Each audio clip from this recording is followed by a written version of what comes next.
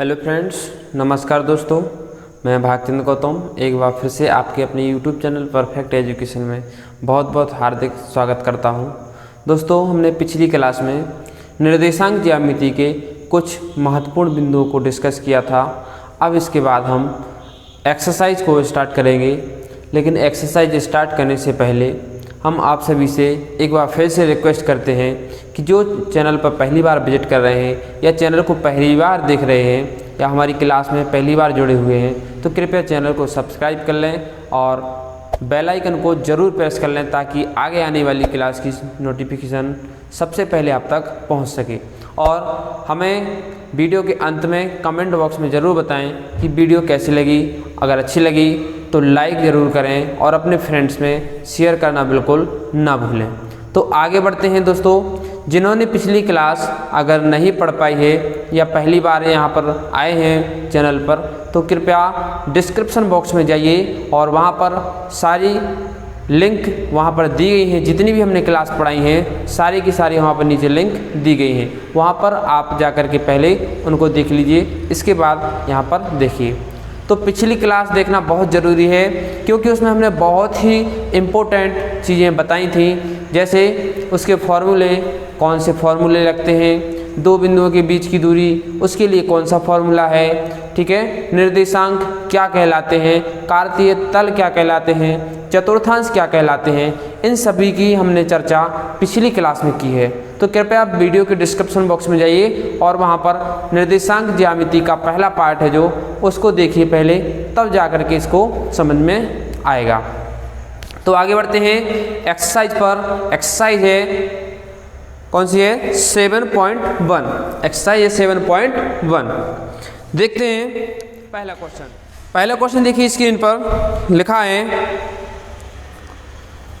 बिंदुओं के निम्नलिखित युग्मों के बीच की दूरियां ज्ञात कीजिए।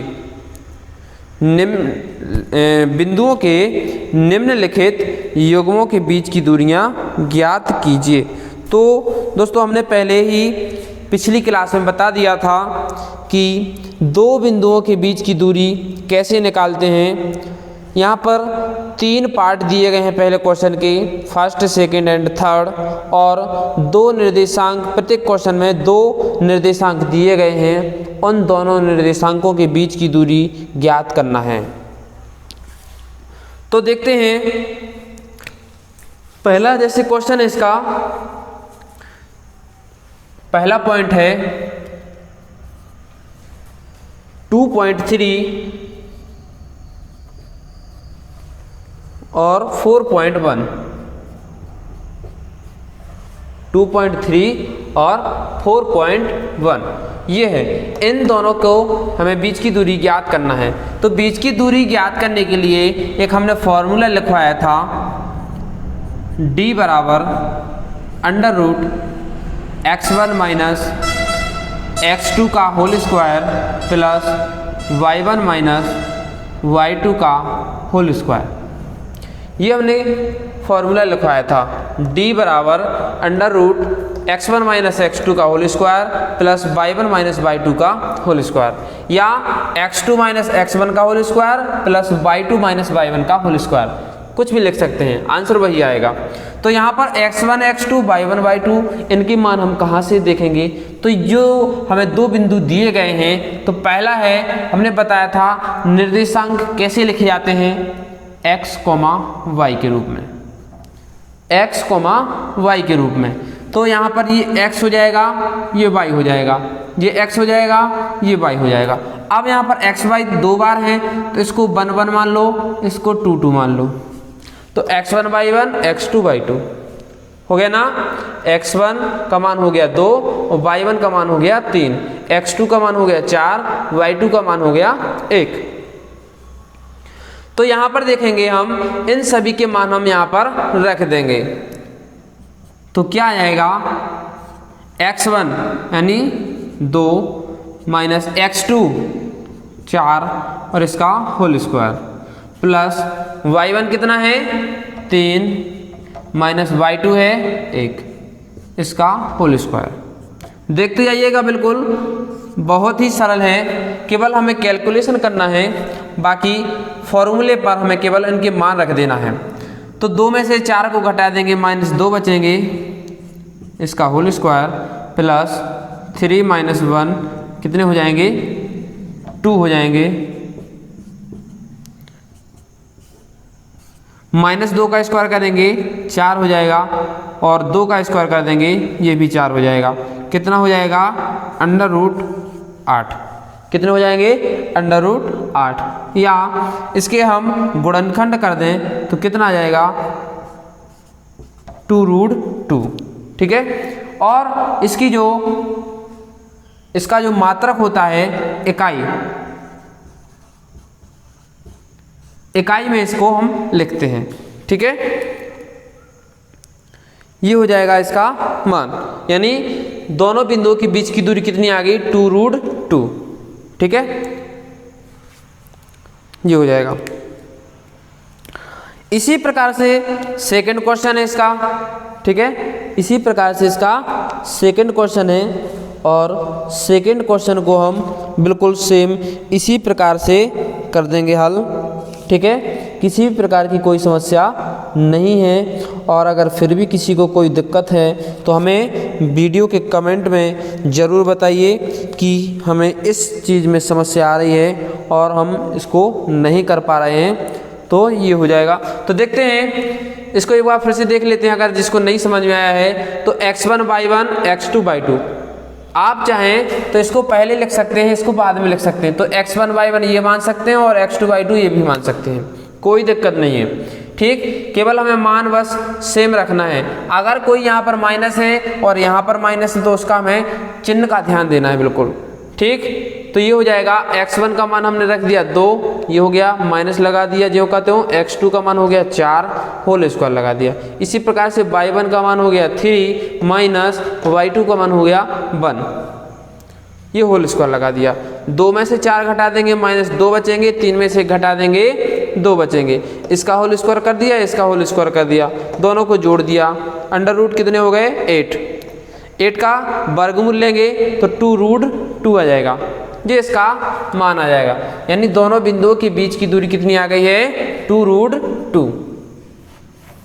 इसी प्रकार से इसके सेकंड क्वेश्चन में हम क्या करेंगे, केवल इनके मान बदलना है, फॉर्मूला वही है। ठीक, दूसरा क्वेश्चन इसका क्या है देखते हैं।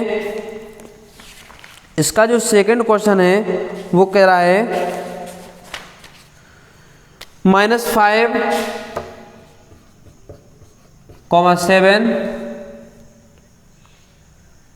-1, 3, ये है। तो यहाँ पर भी देख लेते हैं, ये x1 हो जाएगा, ये y1 हो जाएगा, ये x2 हो जाएगा, ये y2 हो जाएगा। बस फिर से वही मान रख देंगे हम। x1 का मान हो जाएगा -5 माइनस x2 का मान है -1। तो यहाँ पर देखिए माइनस यहाँ पर पहले से है और माइनस ये है, तो माइनस माइनस का गुणा होगा प्लस हो जाएगा, होल स्क्वायर, प्लस y1 कितना है 7 माइनस y2 का मान है 3 होल स्क्वायर, -5 और +1 यानी 5 में से -1 कर देंगे या -5 में 1 जोड़ देंगे तो -4 प्लस 7 में से 3 माइनस कर देंगे ये भी 4, 4 का वर्ग कितना होता है 16 और यहाँ पर भी 16, कितने हो जाएंगे 16 16 32। ठीक है, तो इसका हम वर्गमूल लेंगे तो आ जाएगा 4 चौके 16 दूनी 32, 4√2 इकाई। ठीक है, ये आ जाएगा इसका, बहुत ही सरल है। तो इसका जो नेक्स्ट है उसको भी देख लेते हैं, ये भी बहुत ही सरल है। ठीक है, फिर इसके बाद हम आगे बढ़ते हैं नेक्स्ट क्वेश्चन की ओर। ये तो आप लोगों को बिल्कुल अच्छे से समझ में आ ही गया होगा, ठीक है, क्योंकि फॉर्मूला है, फॉर्मूला अच्छे से याद करते रहिए। क्या है फॉर्मूला, D = √x1 - x2 का whole square plus y1 minus y2 का होल स्क्वायर। ये बिल्कुल अच्छे से दिमाग में बैठा लेना है। ठीक, इसका जो थर्ड पार्ट है इसका, वो क्या है देखते हैं। लिखा है a कोमा b, इसका जो थर्ड पार्ट है a comma b minus a comma minus b, ये है। तो इसके लिए हम क्या करेंगे, फिर से वही x1 का मान हो गया a माइनस x2 का मान कितना हो जाएगा, चलो इसको लिख लेते हैं। x1 का मान a और x2 का मान माइनस a, तो माइनस a यहाँ पर है और माइनस यहाँ पर है, तो प्लस का हो जाएगा whole square plus y1 b, यहाँ पर माइनस यहाँ पर माइनस, प्लस हो जाएगा b होल स्क्वायर। a और a जुड़ जाएंगे, कितने हो जाएंगे 2a का होल स्क्वायर, यहाँ पर भी 2b का होल स्क्वायर। तो 2 का स्क्वायर हो गया 4 और b का a का हो गया a स्क्वायर। इसी प्रकार से यहाँ पर 2 का 4, b का b स्क्वायर। यहाँ पर क्या होगा, 4 कॉमन ले लेंगे, क्या आ जाएगा a square plus b square. 4 का वर्गमूल लेंगे, कितना आ जाएगा 2 बाहर आ जाएगा और अंडर रूट में बचेगा a square plus b square. ये इसका आंसर हो जाएगा। ठीक, 2 under root a square plus b square इकाई। तो इस प्रकार से किन्हीं भी दो बिंदुओं के बीच की दूरी आसानी से निकाल सकते हैं। ठीक, आशा करता हूँ आप सभी के लिए बहुत ही अच्छे से समझ में आ गया होगा। ठीक है, आगे बढ़ते हैं नेक्स्ट क्वेश्चन की ओर। दोस्तों, वीडियो अगर अच्छी लग रही हो तो कृपया लाइक करें और जो चैनल पर पहली बार आए हों वो चैनल को सब्सक्राइब कर लें और बेल आइकन को जरूर प्रेस कर लें। देखते हैं सेकंड क्वेश्चन। इसका लिखा है स्क्रीन पर देखिए, बिंदुओं 0,0 और 36,15 के बीच की दूरी ज्ञात कीजिए। बिंदु 0,0 और 36,15 के बीच की दूरी ज्ञात कीजिए। आगे लिखा है, क्या आप अनुच्छेद 7.2 में दिए दोनों शहरों A और B के बीच की दूरी ज्ञात कर सकते हैं। तो जो लिखा है किताब में अनुच्छेद दिया गया है 7.2, उसमें देख लेंगे कि A और B दो शहरों के बीच की दूरी वहाँ से हम निकाल सकते हैं, तो वो निकाल लेंगे। ठीक है, बिल्कुल इसी पर है, आधारित है, यही फॉर्मूला लगेगा, कोई अलग से नहीं है। तो पहले हम जो दो बिंदु दिए गए हैं 0,0 और 36,15, इनके बीच की दूरी ये निकाल लेते हैं। ठीक है, तो बिंदु कौन कौन से दिए गए हैं, बिंदु 0,0 और 36,15। हमने पिछली क्लास में बताया था कि 0,0 ये किसके निर्देशांक होते हैं, ये मूल बिंदु के निर्देशांक होते हैं। 0,0 जो होते हैं वो मूल बिंदु के निर्देशांक होते हैं। ठीक है, मूल बिंदु के निर्देशांक होते हैं। तो जो मूल बिंदु के निर्देशांक होते हैं वो क्या होते हैं, 0,0 0,0। तो इनकी बीच की दूरी के लिए हम फॉर्मूला लगा देते हैं, d बराबर x1 माइनस x2 का whole square plus y1 minus y2 का होल स्क्वायर। ठीक, ये है फॉर्मूला। तो ये हो जाएगा x1 बाई 1 x2 बाई 2। यहाँ पर हम इनकी वैल्यू रख देते हैं। x1 का मान है 0 माइनस x2 का मान है 36 का होल स्क्वायर प्लस y1 का मान 0 माइनस y2 का मान 15। ठीक, तो यहाँ पर हम देखेंगे 0 में से 36 घटा देंगे माइनस के 36 का होल स्क्वायर प्लस माइनस के 15 का होल स्क्वायर। यहाँ पर हम देखेंगे जो 36 है, 36 का वर्ग होता है 1296। कितना होता है? 1296। आप चाहें तो यहाँ पर 36 गुणा 36 करके देख सकते हैं। ठीक है, तो 36 का जो वर्ग होता है, स्क्वायर होता है 1296 प्लस 15 का वर्ग होता है 225। कितना होता है? 225। अगर हम इनको जोड़ दें तो जोड़ने पर कितना आएगा?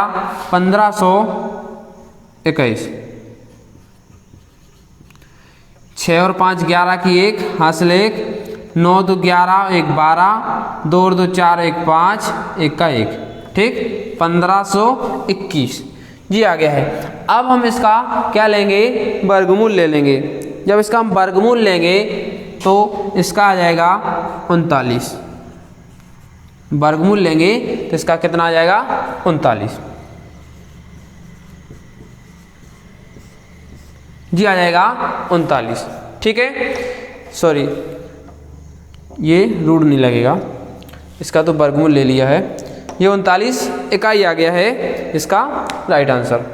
ठीक है, तो इसके आगे जो लिखा है कि अनुच्छेद 7.2 में दिए गए दोनों शहरों के बीच की दूरी, आप देखेंगे पीछे पलट के अनुच्छेद दिया गया है 7.2, उसमें क्या निकाल सकते हैं? पूछा गया क्या दोनों शहरों ए और बी के बीच की दूरी ज्ञात कर सकते हैं? तो हाँ, बिल्कुल कर सकते हैं।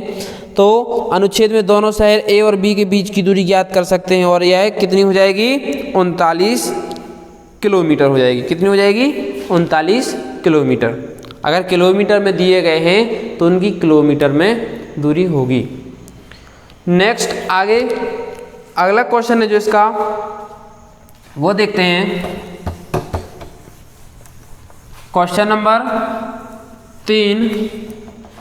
क्वेश्चन नंबर 3 है, देखिए स्क्रीन पर लिखा है निर्धारित कीजिए कि क्या बिंदु 1.5, 2,3 और -2, -11 संरेखीय हैं। तो संरेखीय हैं, इनका हमें संरेखीय ज्ञात करना है। तो संरेखीय का मतलब पहले होता क्या है ये जान लेते हैं। क्या होता है संरेखीय? तो संरेखीय का मतलब होता है समान रेखा में। इसका मतलब है कि अगर 3 बिंदु दिए गए हैं, 1 2 3, तो अगर संरेखीय हैं तो इसका मतलब है कि तीनों बिंदु एक ही रेखा पर स्थित हैं। संरेखीय हैं, इसका मतलब है कि जो तीनों बिंदु दिए गए हैं वो एक ही रेखा पर स्थित हैं। तो हमें यही सिद्ध करना है कि जो 3 बिंदु दिए गए हैं वो कैसे हैं? संरेखीय हैं। तो इसके लिए हम क्या करेंगे? इनको तीनों बिंदुओं को हम मान लेंगे, तीनों बिंदु मान लेंगे कि ए है जो, ठीक, ए है, उसको क्या मान लिया हमने?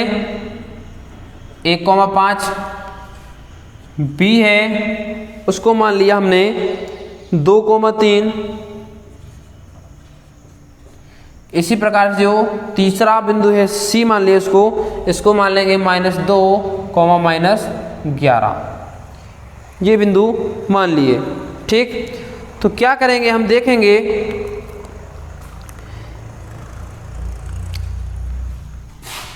ए, बी और सी। तो पहले हम क्या करेंगे?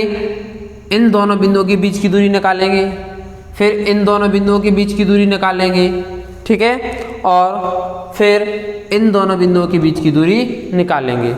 ठीक है, तो देखते हैं। पहले हम ए बी निकाल लेंगे। क्या निकाल लें? ए बी, यानी इस बिंदु और इस बिंदु के बीच की दूरी ज्ञात करेंगे। तो क्या होगा? इसको x1, इसको y1, इसको x2, इसको y2। ठीक, तो x1 यानी 1 माइनस x2 यानी 2 का whole square plus y1 5 minus by two 3। एक में से 2 घटा देंगे -1 और -1 का स्क्वायर हो जाएगा +1। 5 में से 3 घटा देंगे 2 का वर्ग 4, कितना आ गया √5। ठीक, इसी प्रकार से हम BC निकाल लेंगे। BC के लिए क्या हो जाएगा x1 y1 x2 y2।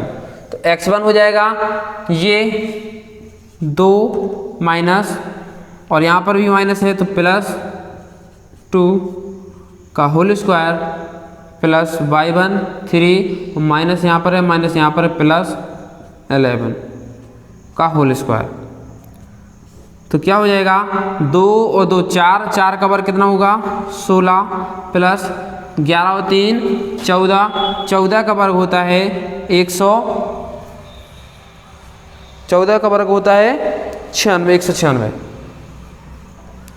ठीक है, 14 का वर्ग 196। इनको अगर हम जोड़ दें कितना हो जाएगा 6 और 6 12, ठीक, और 9 और 1 10 और 1 11, 212। कितना हो जाएगा 212। 212 अगर हम इसका वर्गमूल ले लेंगे तो वर्गमूल लेने पर जी आ जाएगा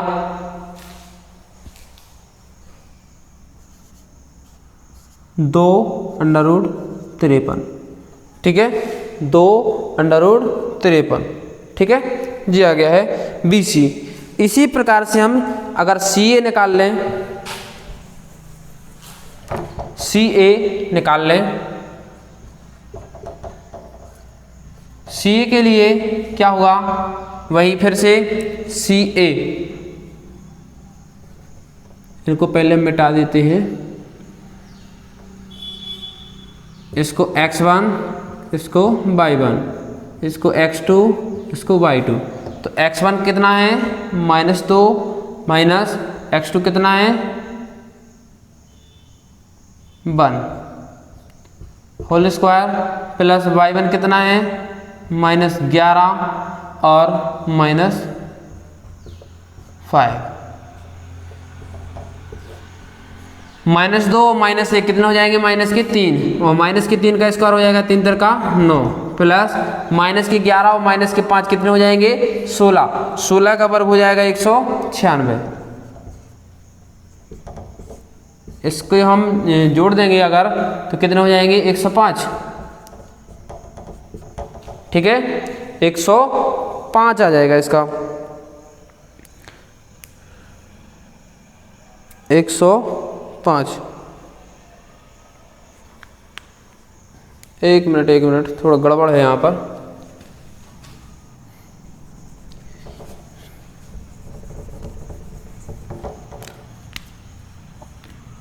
-2 और -1 हो जाएंगे -3 और 3 का वर्ग होगा 9। इसी प्रकार से यहाँ पर देखेंगे -11 और -5 16 हो जाएंगे, और 16 का वर्ग होता है 256। यहाँ पर ये मिस्टेक हो गई थी। ठीक है, देखते हैं, ये हो जाएगा 9 और 256 को जोड़ देंगे, 9 और 6 15 और 5 और 1 6, 2 के 2 यानी 265 आ जाएगा। अगर हम इसके वर्गमूल लेंगे तो कुछ नहीं निकलेगा, तो 265 ही इसका आंसर हो जाएगा। अब हम देखते हैं कि AB और BC, हम देखते हैं कि AB प्लस BC इन दोनों का मान CA के बराबर नहीं होता है। ठीक है, AB प्लस BC का मान CA के बराबर नहीं होता है, और AB और BC इसी प्रकार से BCCA, इसका भी मान AB के बराबर नहीं होता है। ठीक है, AB के मान के बराबर नहीं होता है। फिर यहाँ पर AB प्लस CA, इसका भी मान BC के बराबर नहीं होता है। तो जब किन्हीं दो बिंदुओं के बीच की दूरी तीसरे बिंदु के बराबर नहीं होती है तो वो संरेखीय नहीं होती हैं। ठीक है, अगर इन दोनों का योग तीसरे के बराबर आ जाता है तो वो क्या होगी, संरेखीय होगी। किसी में भी ये आपस में बराबर नहीं है, अतः हम कह सकते हैं कि दिए गए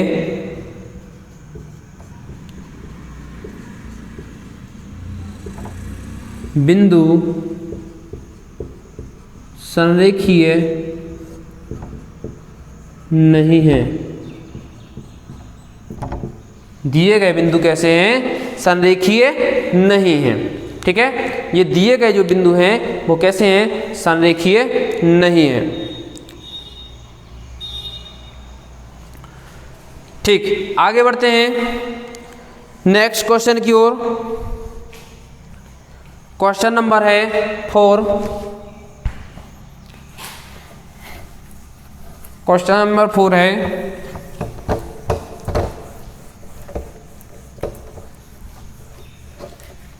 वीडियो को जितना हो सके शेयर करते जाइए।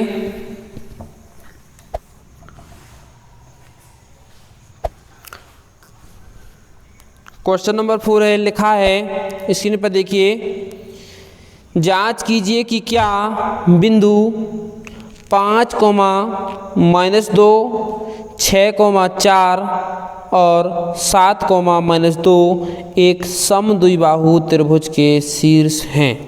समद्विबाहु त्रिभुज के शीर्ष हैं। ये हमें सिद्ध करना है कि जो हमें 3 बिंदु दिए गए हैं उनमें हमें ये सिद्ध करना है कि जो तीनों बिंदु एक समद्विबाहु त्रिभुज के शीर्ष हैं। तो समद्विबाहु त्रिभुज के शीर्ष बिंदु ज्ञात करने से पहले हमें ये जानकारी होना चाहिए कि समद्विबाहु त्रिभुज क्या होती है, इसकी क्या विशेषताएं होती हैं, समद्विबाहु त्रिभुज की क्या विशेषताएं होती हैं। तो समद्विबाहु त्रिभुज की जो विशेषताएं होती हैं उनको हम पहले जान लेते हैं। तो समद्विबाहु त्रिभुज में क्या होता है कि त्रिभुज की कोई 2 भुजाएं समान होती हैं, यानी बराबर होती हैं। कोई भी, चाहे दोनों साइड वाली हो और चाहे एक साइड वाली और एक नीचे वाली, कोई भी हो, लेकिन किन्हीं 2 भुजाओं का आपस में बराबर होना स्वाभाविक है समद्विबाहु त्रिभुज के लिए। मेरी बात को समझ रहे हैं ना, कि अगर किसी बंद आकृति में जब 3 भुजाएं, या ऐसा कह सकते हैं, इसकी परिभाषा ऐसे लिख सकते हैं, अगर लिखने के लिए आ जाए कि समद्विबाहु त्रिभुज की परिभाषा लिखिए, तो क्या लिखोगे? समद्विबाहु त्रिभुज की परिभाषा कि 3 भुजाओं से घिरी बंद आकृति में अगर कोई 2 भुजाएं समान होती हैं, कोई 2 भुजाएं समान होती हैं, तो इस प्रकार बनी आकृति को हम समद्विबाहु त्रिभुज कहेंगे। क्या कहेंगे? समद्विबाहु त्रिभुज कहेंगे। देखते हैं समद्विबाहु त्रिभुज। पहले यहां पर इसका हम चित्र बना लेते हैं। एक क्या है? त्रिभुज है। क्या है? एक त्रिभुज है। त्रिभुज में हम देखेंगे एक बिंदु ए हो गया, दूसरा बी हो गया, ये सी हो गया है। ठीक है, ध्यान से समझते जाना। तो यहां पर हम तीनों बिंदुओं को लिख लेंगे 5, -2, 5, -2। दूसरा बिंदु है 6, 4, 6, 4। तीसरा है 7, -2।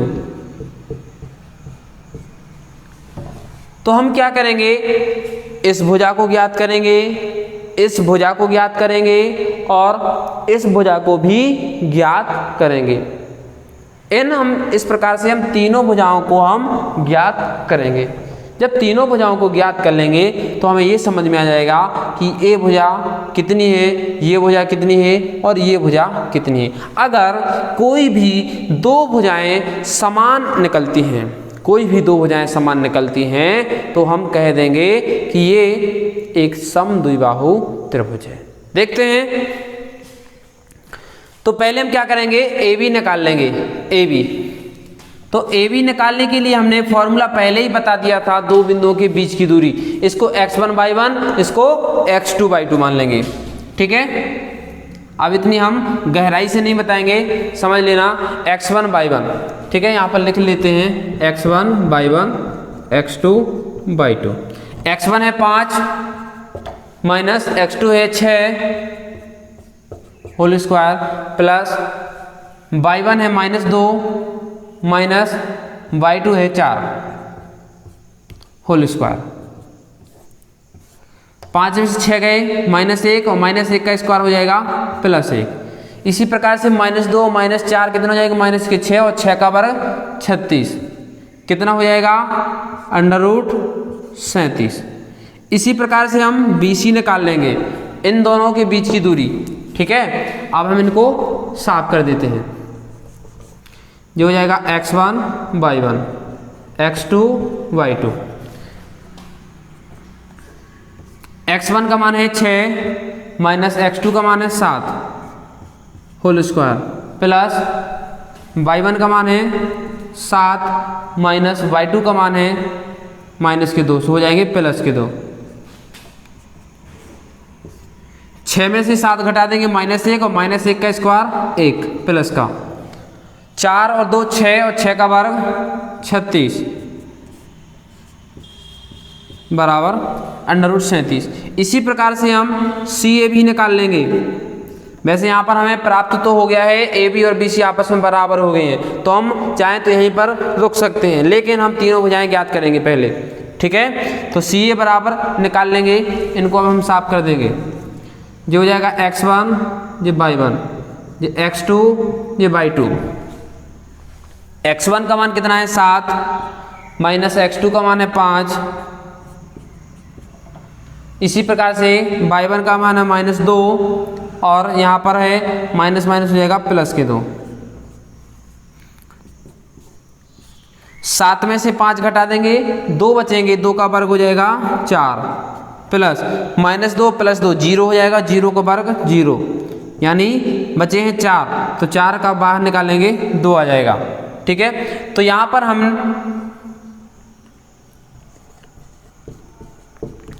हम देखते हैं कि AB बराबर BC बराबर √37। ठीक, is not equal to CA। तो यहां पर हमें क्या प्राप्त हुआ है कि AB और BC इन दोनों का मान कितना है √37, यानी ये दोनों भुजाएं कैसी हैं बराबर, AB और BC, AB ये और BC ये दोनों भुजाएं कैसी हैं परस्पर इक्वल हैं यानी बराबर हैं। जब ये दोनों भुजाएं बराबर हैं तो हम कह सकते हैं कि ये जो आकृति है यानी जो त्रिभुज है वो क्या है, एक समद्विबाहु त्रिभुज है। ठीक है, जब समद्विबाहु त्रिभुज है तो इसका मतलब है कि ये जो तीनों शीर्ष दिए गए हैं, निर्देशांक दिए गए हैं, वो एक समद्विबाहु त्रिभुज के शीर्ष बिंदु हैं। ठीक, तो हम क्या लिख देंगे, अतः दिए हुए बिंदु एक समद्विबाहु त्रिभुज के शीर्ष हैं। अतः दिए गए बिंदु एक समद्विबाहु त्रिभुज के शीर्ष हैं। ठीक है, ये हो जाएगा आपका सॉल्यूशन। इस प्रकार से आप कर सकते हैं, किसी भी प्रकार की कोई समस्या नहीं है। समस्या होगी तो केवल यहाँ पर होगी। क्यों होगी? क्योंकि अगर आपको ये फॉर्मूला याद नहीं है तो बाकी आपको किसी प्रकार की कोई समस्या हमारे हिसाब से नहीं होना चाहिए। ठीक है, तो आगे बढ़ते हैं, इसको साफ कर देंगे।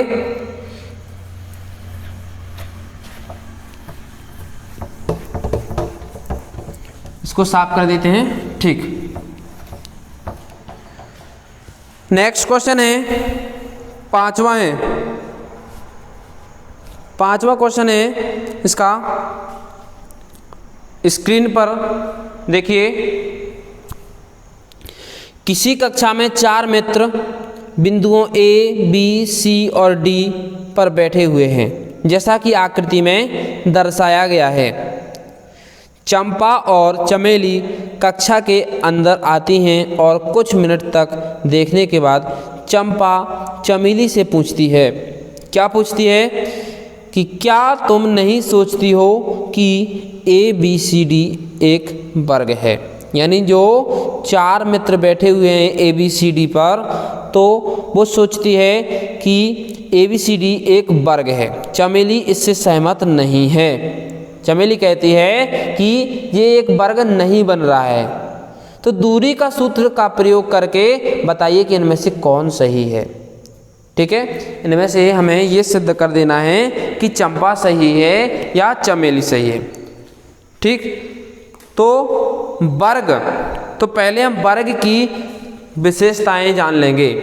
जैसे हमने समद्विबाहु त्रिभुज की विशेषताएं जानी है, ठीक उसी प्रकार से हम वर्ग की भी कुछ विशेषताएं जान लेते हैं।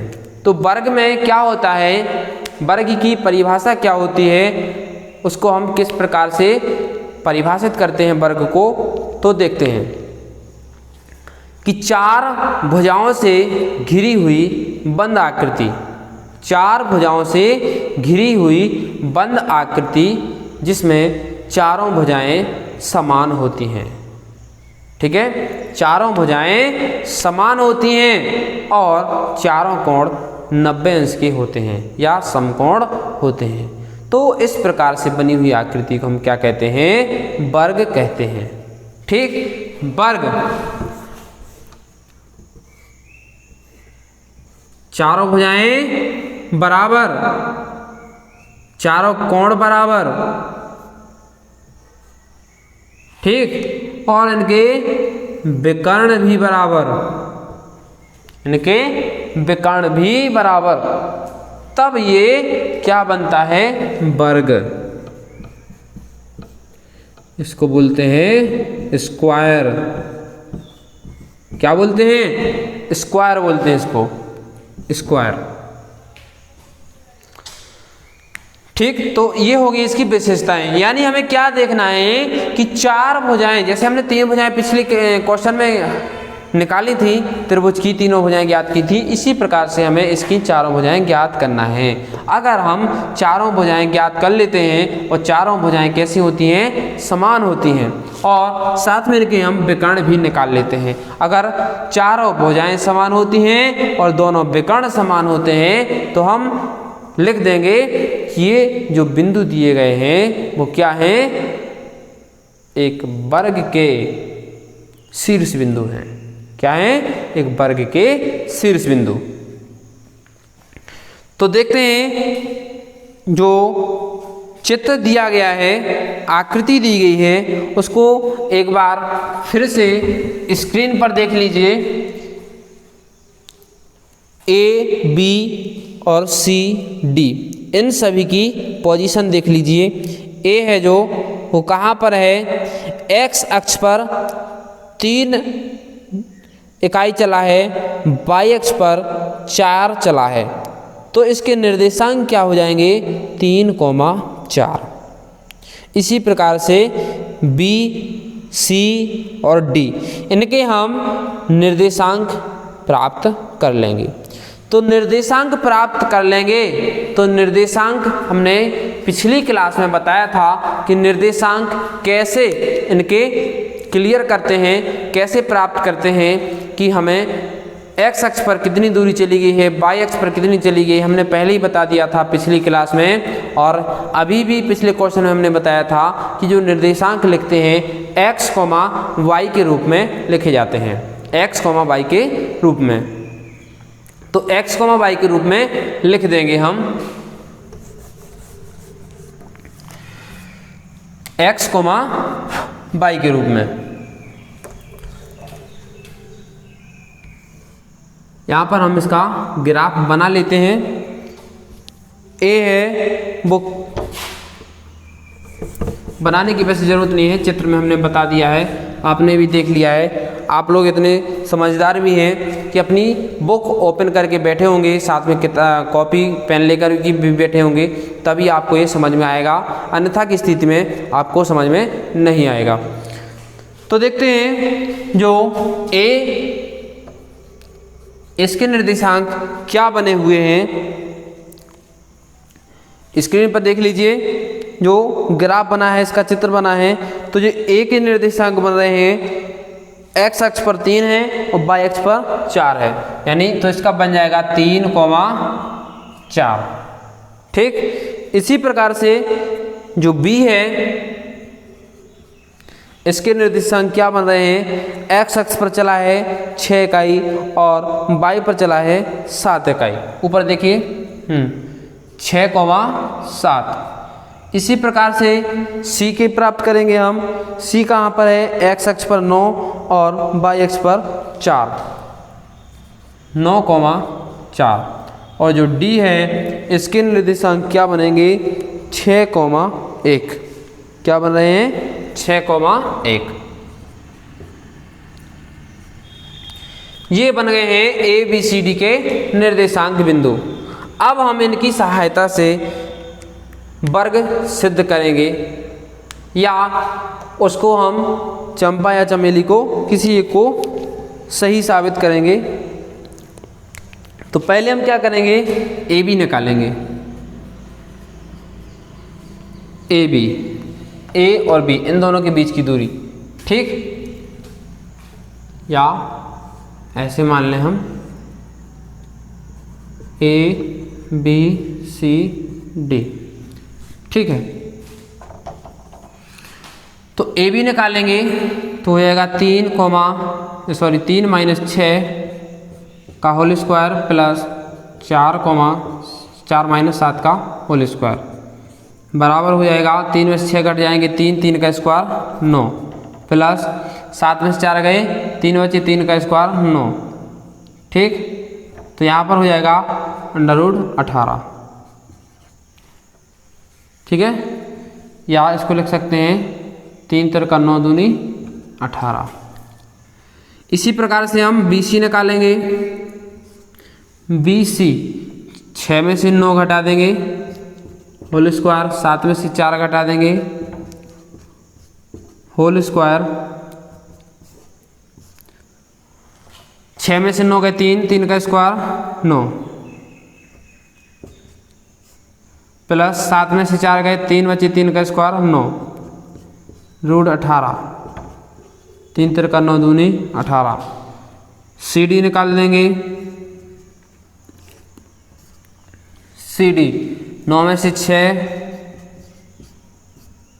होल स्क्वायर प्लस 4 में से 1 होल स्क्वायर, 9 में से 6 गए 3 का स्क्वायर 9 प्लस 4 में से 1 गए 3 का स्क्वायर 9 बराबर √18 या 3√2। ये हो गया सी डी। ठीक है, ये सी डी हो गया। इसी प्रकार से हम डी ए निकाल लेंगे।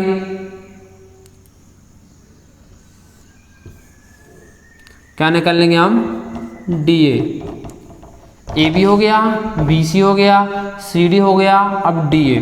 ठीक है, डी ए यहाँ पर हो जाएगा 6 में से 3 घटा देंगे होल स्क्वायर, 1 में से 4 घटा देंगे होल स्क्वायर, 6 में से 3 गए 3 का स्क्वायर 9 प्लस 1 में से 4 गए -3 का स्क्वायर 9 बराबर √18 या 3 3 का 9 दूनी 18।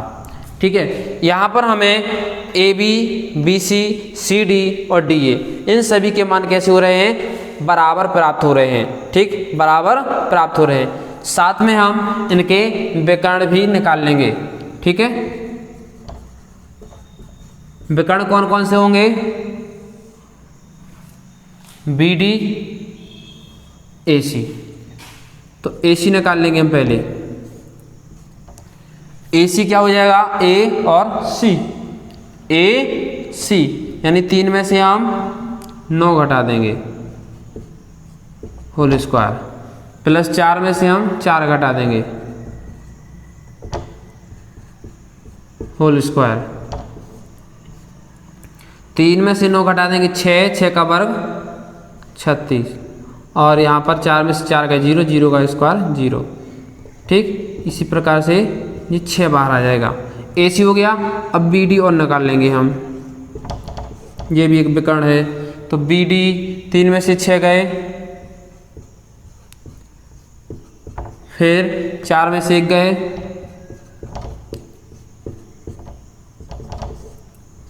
तीन में से 6 गए -3 का स्क्वायर 9 प्लस 4 में से 1 घटा देंगे, 3 बचे 3 3 का 9। BD, सॉरी यहाँ पर गड़बड़ हो गई थोड़ी, B 6 में से 6 गए, 0 बचेंगे, 6 में से 6 गए 0 और 7 में से 1 घटेंगे, यहाँ पर 0 आ जाएगा और यहाँ पर 7 में से 1 गए 6 बचे, 6 का स्क्वायर 36 आ जाएगा बराबर 6 आ जाएगा। तो हम क्या देखते हैं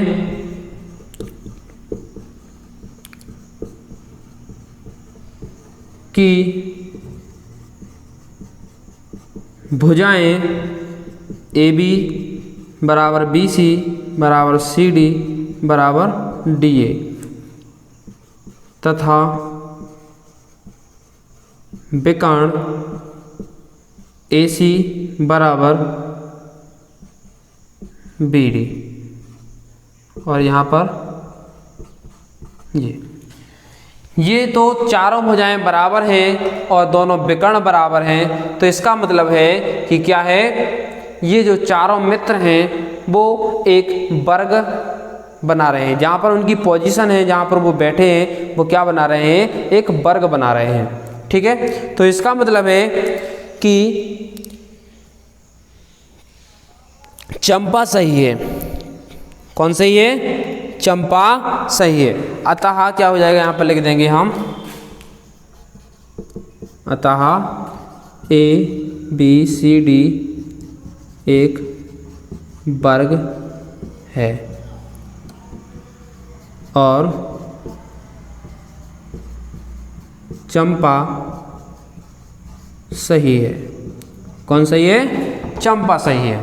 ठीक है, क्योंकि चंपा ने कहा था चमेली से कि तुम्हें नहीं लगता है क्या ABCD एक वर्ग बना रहे हैं, तो चमेली कहती है मुझे तो नहीं लगता है।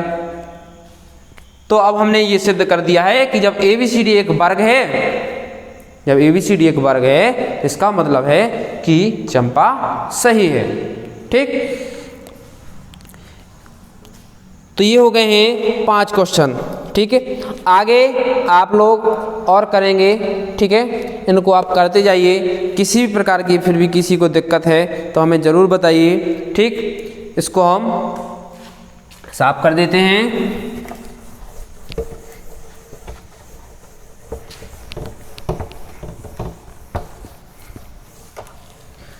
छात्रों, जिन्होंने अभी तक वीडियो को लाइक नहीं किया है तो लाइक ज़रूर कर दें और चैनल को जो पहली बार देख रहे हैं, चैनल पर पहली बार विजिट कर रहे हैं तो कृपया चैनल को सब्सक्राइब करना बिल्कुल ना भूलें और साथ में जो बेल आइकन होती है उसको ज़रूर प्रेस कर लें ताकि आगे आने वाली क्लास है उसकी जानकारी सबसे पहले आप तक पहुंच जाए। और जितना हो सके अपने फ्रेंड्स में शेयर करें और उनको बताएं कि इस चैनल परफेक्ट एजुकेशन पर हाई स्कूल की जो मैथ है बहुत ही सरल विधि से, सरल विधि जितनी भी हो सकती है उसके माध्यम से पढ़ाया जा रहा है और आप भी इसका लाभ लें।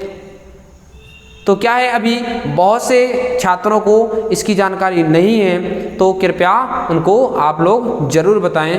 तो मिलते हैं अगली वीडियो में, तब तक आप प्रैक्टिस बनाते रहिए, क्योंकि प्रैक्टिस के बगैर कुछ नहीं हो सकता है, स्पेशली मैथ के लिए।